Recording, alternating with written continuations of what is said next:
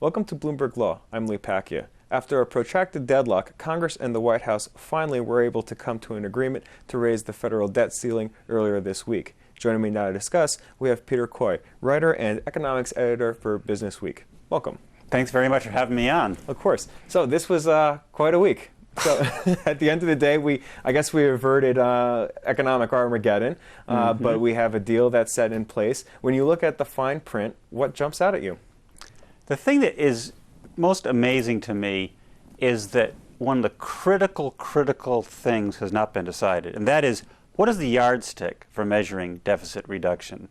You would think that would be an obvious thing, but when the Congressional Budget Office scored this and came up with this number that everybody's quoting, $2.1 trillion of deficit reduction or more, they were assuming expiration of the Bush tax cuts, because that is what's in current law, that those tax cuts are going to expire. In 2015, they're required to assume that by the rules that are given to them, even though very few people think that's actually going to happen.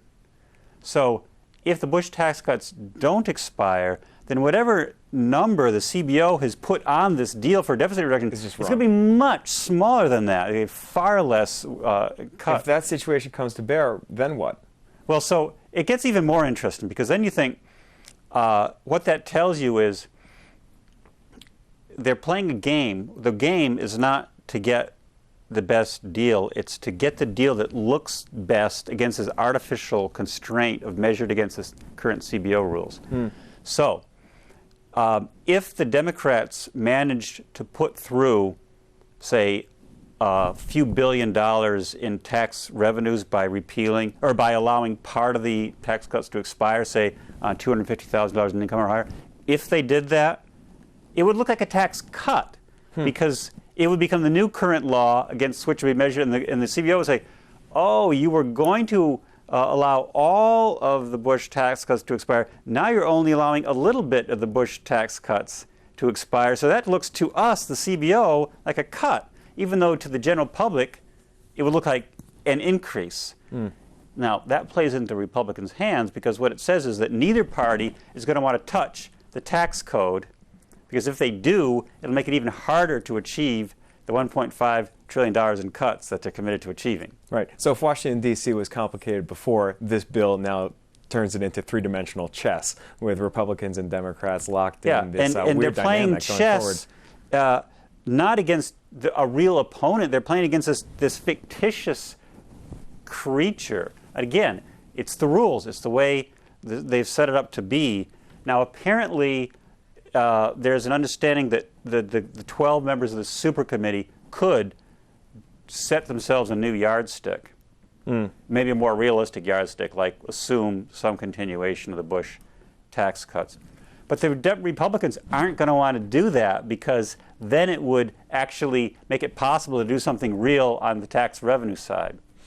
We've seen lots of debate in the previous couple days about whether or not we're ever going to see a battle over raising the federal budget ceiling again. Do you think that this will be a repeated drama? Yes, because Mitch McConnell, the Senate Minority Leader, said as much. He said that this is a new template. He said that we're never again going to give the Democrats a clean vote on a debt ceiling increase. So, yeah. Well, that said, next time around, do you think the President of the United States will be more willing or inclined to act unilaterally, say under the 14th Amendment? Many people on the American left were urging him just to bypass Congress and to raise the debt ceiling on his own. He said up front that he was not willing to do so. Do you think that he'll have a similar outlook in round two? Let's take this in two stages. One is what he could have or should have done this past time, and there is an argument to be made that even if he wasn't actually going to pull that trigger, that it was a mistake to say up front that it was off the table. He gave up his negotiating leverage. Right. You don't like to do that. Right.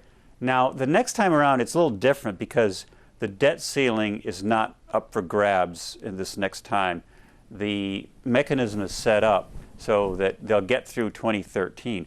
A different trigger kicks in, which is that if the supercommittee doesn't come up with a plan that then Congress passes. And if there's no balanced budget amendment, which there won't be, then you have some automatic spending triggers that kick in, which are draconian and would probably be very bad for the economy in the short run. So what Obama might do this time is kind of tell his party, let's let those triggers go into effect. It'd be bad for us, but it'd be maybe even worse for Republicans. The other thing he has, it's a very strong weapon that he didn't have last time, is that he can threaten to veto the Bush tax cut extension. And suddenly, he's the one with the heavy artillery in the closet rather than the Republicans. So the dynamics are quite different this time Very around. interesting. Well, we're going to be talking about this for a while, I have a feeling. Peter Coy from Businessweek, thank you so much for coming in today. Thank you. If you'd like to learn more about the issues we just discussed, go check out our offerings on BloombergLaw.com and also on the Bloomberg Terminal. I'm Pacchia. Thanks for watching.